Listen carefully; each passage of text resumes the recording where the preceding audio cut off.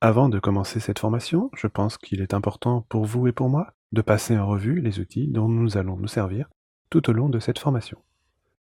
Ce n'est pas seulement pour savoir quel outil utiliser ou quelle fonction, mais tout simplement pour avoir les outils nécessaires avant de commencer à travailler. Bien entendu, le graphisme moderne se fait à l'aide de l'informatique, mais les anciennes méthodes ont toujours cours. C'est pourquoi nous allons commencer par le premier outil, c'est-à-dire le carnet de croquis.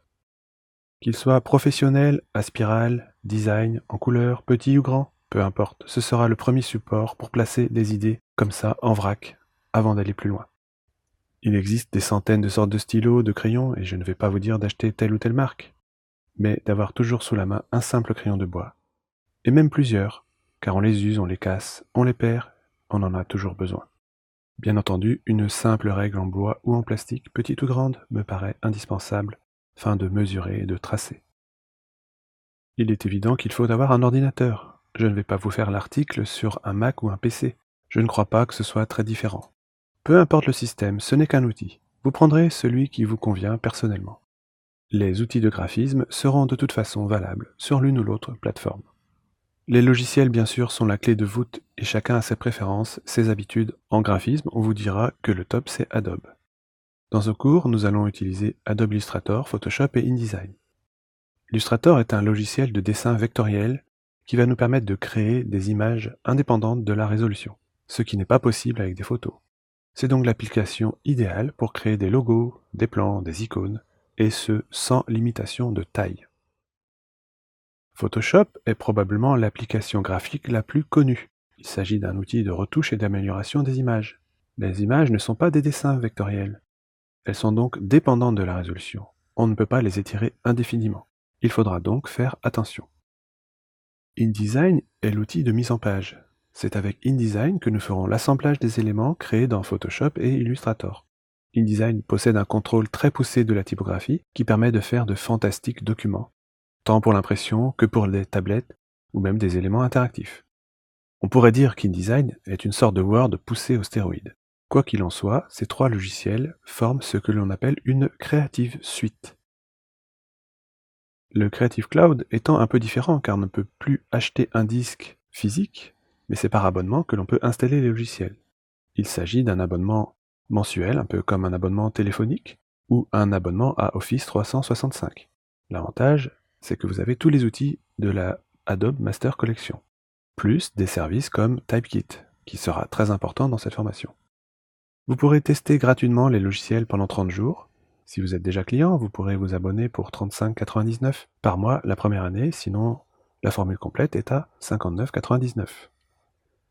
Il vous reste aussi la possibilité de vous abonner à un seul logiciel. Je vous invite à aller consulter le site d'Adobe ou, pour plus de renseignements, vous pouvez consulter cette formation disponible dans notre catalogue. Tout le monde n'a pas envie de payer un abonnement de 60 € par mois, il existe donc des alternatives à l'abonnement CC. Je vous ai regroupé dans ce tableau des versions de logiciels qui peuvent être des alternatives. Dans la première colonne, nous allons parler de Photoshop. L'alternative la plus connue est GIMP. GIMP est un logiciel de retouche distribué de façon libre. Vous pouvez même modifier le programme si vous en sentez les capacités. Toutefois, son interface est un petit peu plus difficile d'abord. Un grand concurrent, sur Mac seulement, Pixelmator, pour un prix modique, va vous permettre de faire la plupart des choses que fait Photoshop.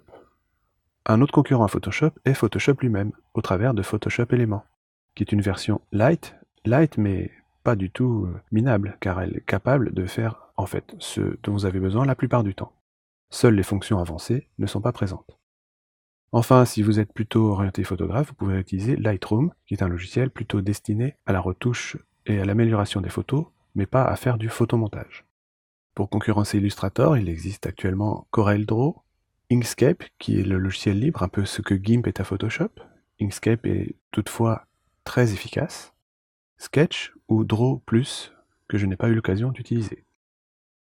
Pour concurrencer InDesign, nous avons bien entendu Publisher. Publisher est plutôt une sorte de Word croisé qui essayerait de faire du InDesign, mais avec quelques limitations, il faut bien l'avouer. Le concurrent historique Quark Express remonte un petit peu sur le devant de la scène avec les gens qui ne veulent pas prendre un abonnement Creative Cloud. Scribus est le logiciel libre, en quelque sorte le GIMP d'InDesign. Toutefois, son interface, je ne vous cache pas, est un petit peu difficile, mais vous pourrez vous en servir pour faire des documents pas trop compliqués, et il aura quand même toutes les fonctions pour faire des PDF et autres exports de votre mise en page. Il reste enfin PageStream, un logiciel que je n'ai pas personnellement utilisé, et semble-t-il assez convaincant aussi. Bien qu'elle ne soit pas indispensable, la palette graphique vous sera très utile pour faire du détourage dans Photoshop ou du dessin dans Illustrator. Toutefois, pour commencer, il n'est pas utile de s'équiper car le coût est assez conséquent.